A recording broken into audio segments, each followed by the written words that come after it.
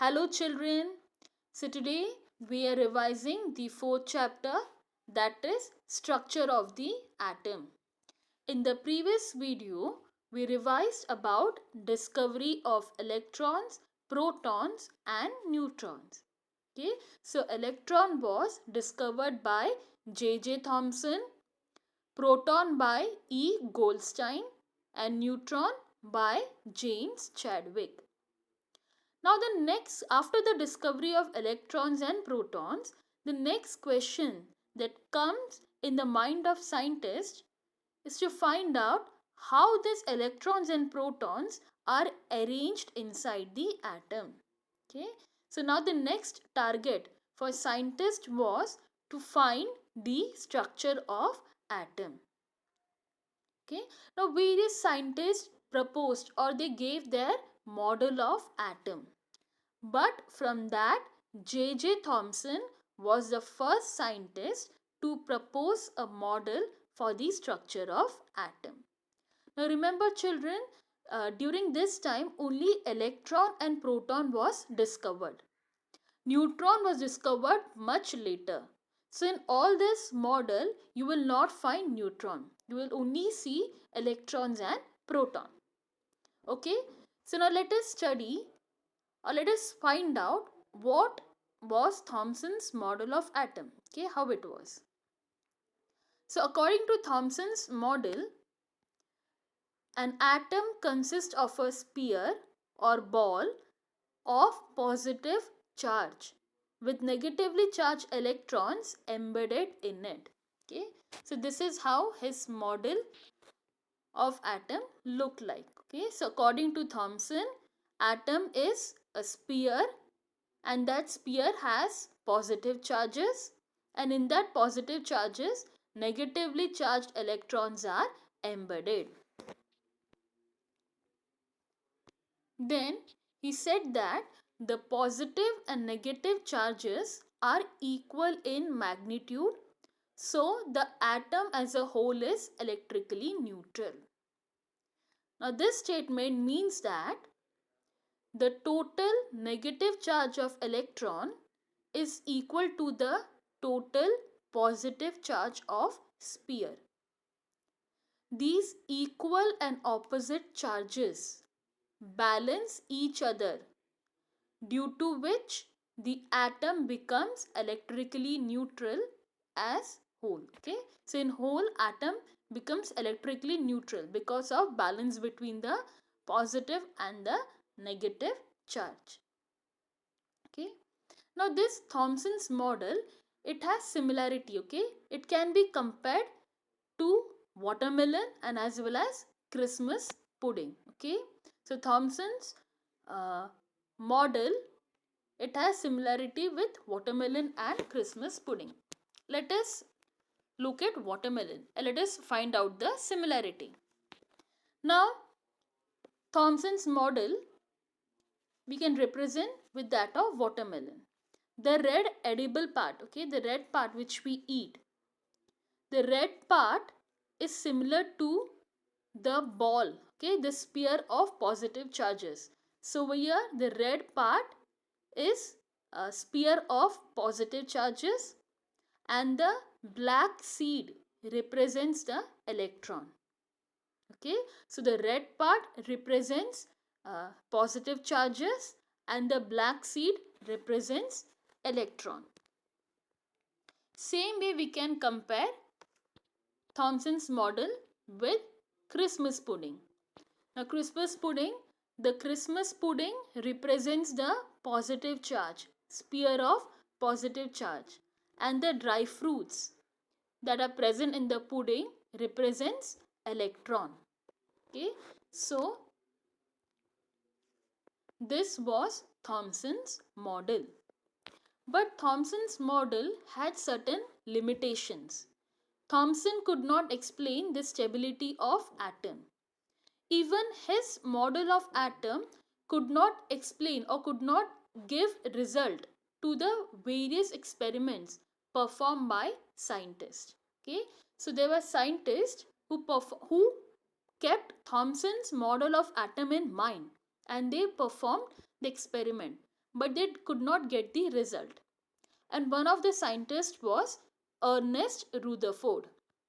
Okay, so Rutherford's experiment got popular by the name alpha particle scattering experiment or gold foil experiment.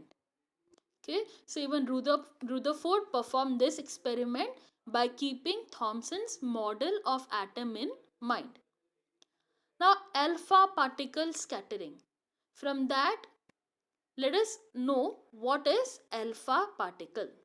Now, alpha particles are helium ions with double positive charge and their mass is 4 unit. Now, why alpha particle is used in this experiment? Because they have high energy and they are heavier. Okay, that is the reason alpha particles are used. Now, let us look at the setup of Rutherford's experiment. This is the setup of Rutherford's experiment. Now, let us see. Over here you can see this brown box. Okay, this is a lead box which contains radioactive substances. Okay, now this lead box, it has a slit or it has a small opening in the front. Okay, then over here we have a thin gold foil and we have a circular fluorescent screen. Okay, there is a circular screen and that screen is coated with a fluorescent material.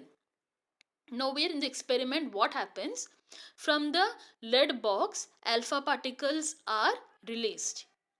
Now this box has a small opening so that alpha particles will travel in a straight line. So when alpha particles are released from the lead box, it will hit the gold foil. Okay.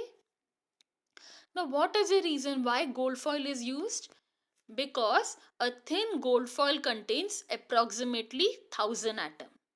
And if there are less atoms, experiment will be more easy. It will be more convenient to do the experiment. Okay. Now this circular screen is coated with the fluorescent material. Why fluorescent material? Because it will help to detect the radiations that are hitting on the screen. Okay, if any radiation is hitting on the screen will glow. So in this way they can keep a track of the radiations that are coming from the lead box. Okay, now while performing this experiment, Rutherford kept Thomson's model of atom in his mind and he performed the experiment. So while doing the experiment, he thought that if Thomson's model was correct, all the alpha particles should have been deflected. It means when alpha particles are released from the lead box, what will happen? It will hit the gold foil. And like I said, if Thomson's model was correct, all the alpha particles should have been deflected because, like he said, the atom is a sphere of positive charges and even alpha particles are positively charged. So, it will repel. But this did not happen. He observed something else. So, let us see what was the observation made by Rutherford. Okay, so when alpha particles was released from that lead box, okay, the streams of alpha particles hit the gold foil. And the first observation made by Rutherford was he saw that many alpha particles passed straight through the gold foil without any deflection. Okay, so he saw that most of the alpha particles passed through the gold foil without any deflection. This was the first observation. Second observation, he saw that a few alpha particles got deflected through small angle. You can see here they got deflected through small angle. And the third observation was a very few alpha particle. I can say 1 out of 12,000 alpha particle completely rebounded on hitting the gold foil. Rebounded means like when you hit a rubber ball on the wall, it comes back. Same way, a very few alpha particles completely rebounded. So this was the 3 observations. Let us see once again. The first was most of the alpha particles passed straight through the gold foil without any deflection from their original path. Second, some of the alpha particles were deflected by the gold foil by small angle. And the third one, a very few alpha particles, essentially 1 out of every 12,000 particles rebounded. So this was the observation made by Rutherford, and these observations led to some significant conclusion. Okay, so this conclusion we will revise in the next video. I hope you have understood, children. Thank you.